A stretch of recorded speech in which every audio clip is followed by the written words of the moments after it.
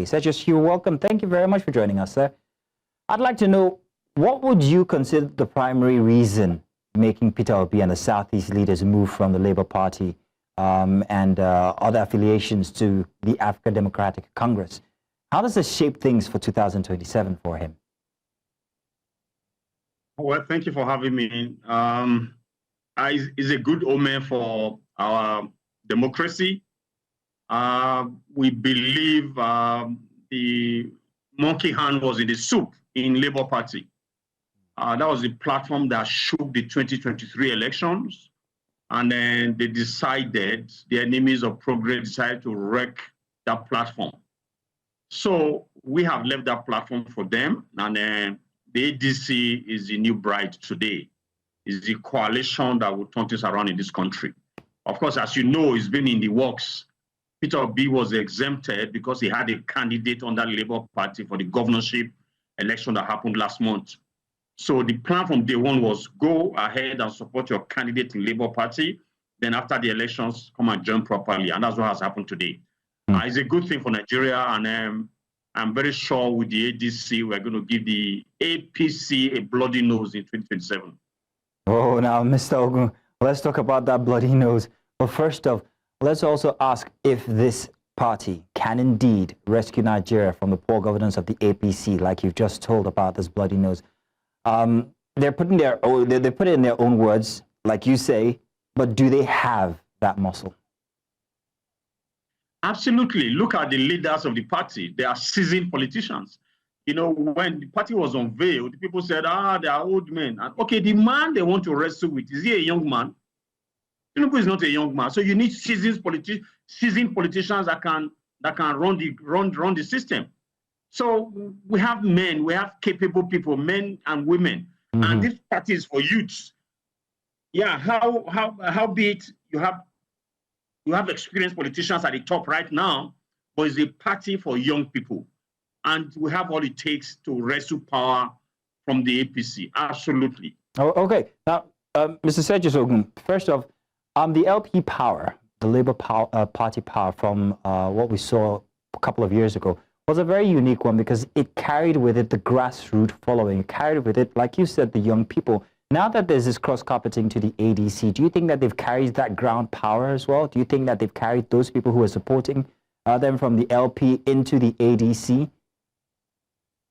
Absolutely. I think it's even going to be this is going to be a tsunami. I can assure you that. The reason why I asked this question specifically is because of the very different ideologies that are coming together inside of the ADC. You've got people who have attempted at power or maybe even held power, some of them at the center from before, and coming into one coalition. And we're expecting that the grassroots is going to just simply follow. Yes, this might happen, but are we sure that in the case of Peter Obi and the LP followership he had from before, that they will come with? Yeah, I cannot tell you for sure that every LP person will follow or even the obedience. Most of them have moved on. But you also have a new group of people or young people that just want to change. For somebody like myself, I was a member of NEC and a serving ranking member in the House of Reps when I supported Obi, even though I was still a member of NEC of PDP. I said I was obedient to them. What were my reasons? I said I didn't want to stick with the profligacy of the past in somebody like the then Vice President Atiku, or rather the former Vice President Atiku or Tinubu. I wanted a breath of fresh air in somebody we saw as somebody that's very frugal and, you know, doesn't believe in all this big thing of private jet, yacht, and convoy of 50 cars. That thing is still, that sentiment is still very strong today, more than ever. So we have a young set of voters that want that for Nigeria. And these are the people that will come into the fold and will take this, will bring the victory for ADC. Mm-hmm. I can assure you, I've said this always, the next election will not be determined by INEC, not by security. Neither will it be by the judiciary, but by the people. And who are the people? The young set of voters. It would seem that the ADC is a coalition put together because it has noted the suffering and dissatisfaction of people. And it's that frustration that's brought these leaders together. So the question now is, if they actually do carry the mandate of the people when it comes to frustration, or if it's just party survival or political survival that they're going after. But let's leave that as rhetoric. what are the potential implications of the move?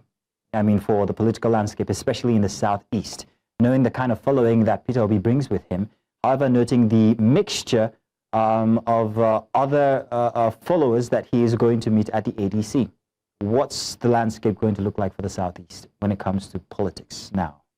Well, it's going to be as it was under the LP. I think the candidate of Peter Obi, what people miss it, and they talk about he didn't make anybody and all that. Why should you get into government to make people? Those are the claim-made people. They made them for their own selfish interest, not for the interest of the state. So for somebody like Peter Obi, he will change the narrative because he has a lot of young followers and average Nigerian that want to turn around in the system, that want to depart from the old ways of doing things, will queue in behind this man. So that's the narrative right now, and you will see it. Okay, talking about even the northeast, sorry, the southeast, it's strategic that he had to declare in Enugu. You know, so the east, the entire east will be with him, no doubt about that. And then we'll talk about the south, and then even the southwest. I'm sure we will get minimum of 25% in every state in the southwest. The north already is gone for ADC, absolutely. Yeah, I know there's going to be primaries and all that. We have Atiku and all, but that's going to be in-house. We will take care of that. Thank you very much, Sergius. I think I'm being joined by my other guest now. We're going to be going to him in just about a bit, if you'd permit me to find my other guest. Victor's joining us. Victor, you joined late, but thank you very much for joining us. Good to have you here. I'd like to know, sir, first up, we have this issue about the ADC, or Peter will be joining the ADC and all, but we've noted that the ADC simply has a very big and loud megaphone when it comes to the media. And there's no grassroots followership. There seems to be no concrete grassroots party. Do you think that Peter Obi's aligning with the ADC is going to help that?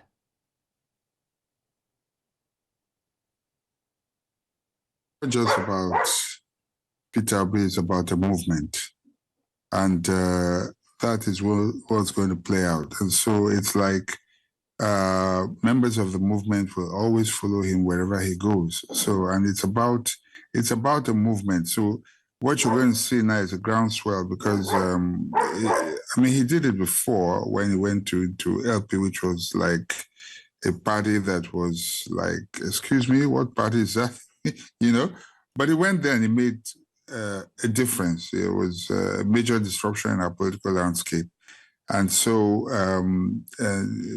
yes, if you say I mean, in the Southeast, you would have seen that all the governors have defected for whatever reason. But the average Southeasterner is definitely obedient. And I don't think that when the time comes, any of those politicians will be able to influence the ordinary person on the street in the Southwest. And the biggest challenge that this government is going to have, the current incumbent government right now is going to have is, you know, we hear statistics every day. People talk about, you know, GDP has increased, you know, the economy has increased, but I will always speak about what's the Fayosh's stomach infrastructure. That is reality on the ground, and that's what's going to determine which way people go. Because honestly, everyone is feeling the pinch, and unless something changes or shifts, it's going to be theirs to lose. I can assure you that, yeah, they will follow Peter Obi into a lot of people, ordinary folks, will go with him. Well, sir, whatever they will follow. They will follow Peter Obi if Peter Obi leads. And that's something critical we have to note. If he leads, and that, well, it's arguable.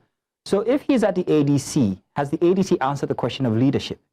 Is he going to be the leader for this campaign, or is he going to be a second seat to somebody else? And would that, and how would that affect the followership? Okay, I heard him. I saw something on the internet just last night or so, yesterday, that said he has not come this far to be a vice presidential candidate. For me, that's just political talk. At the end of the day, there will be primaries, and it will be political harakiri or suicide for him to say if he does not emerge a candidate, therefore he would go to another party. I think that one thing I have learned is, you see, at different times you must do the calculations right. If you don't get your calculations right, you might just miss it altogether. If in going to ADC, he should be prepared to be a party man, play the necessary politics, and try his best to emerge the candidate. If he doesn't emerge a candidate, and a candidate emerges and says, work with me as vice president, honestly, my advice, take it. Because you're going to be on that ballot. You're going to be influencing decisions as well.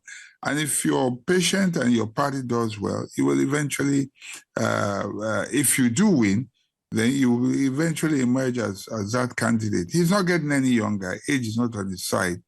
And so he should do the calculations very well and be a party man. So let him, in going there, I'm sure he's done all his calculations. But it's not going to be served a la carte. He has to play the politics. Nobody's going to give him a ticket. Sir, I wish I could let you speak some more, but we've run out of allocated time for this conversation. But thank you very much, Mr.